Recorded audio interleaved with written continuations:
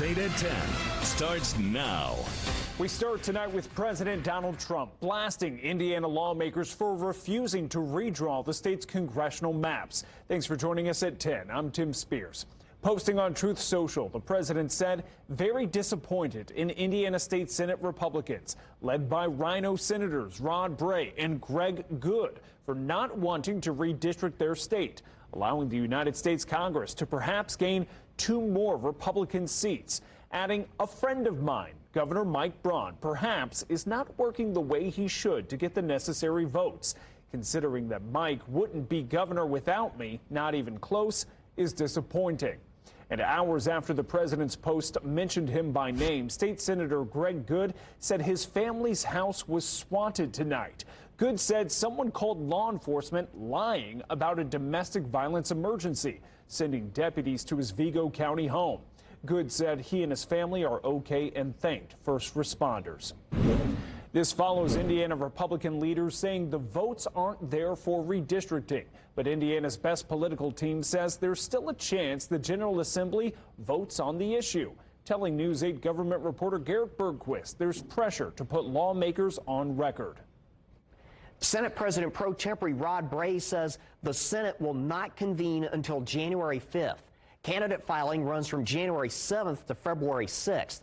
But our politics panel says that does not necessarily mean mid-cycle redistricting is dead in Indiana.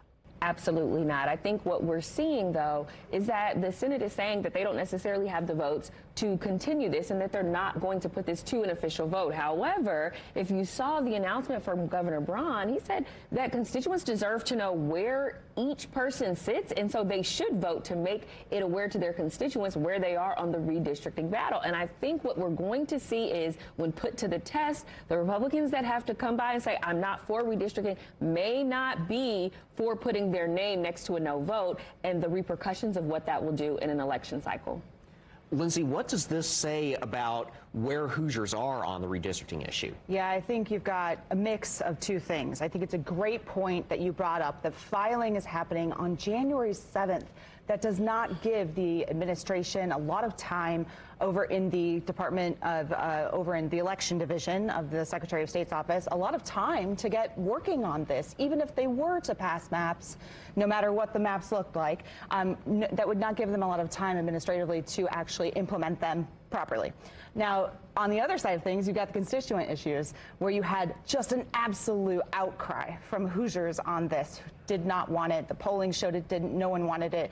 It was really, really going to be tough for someone to defend a yes vote on redistricting. So D.C. Beltway folks, I mean, they overplayed their hand on this one. You can see in-depth discussions about the issues that affect you just like that every Sunday morning on All Indiana Politics. It airs at 9:30 only here on Wish TV. I'm Garrett Bergquist for Wish TV and WishTV.com.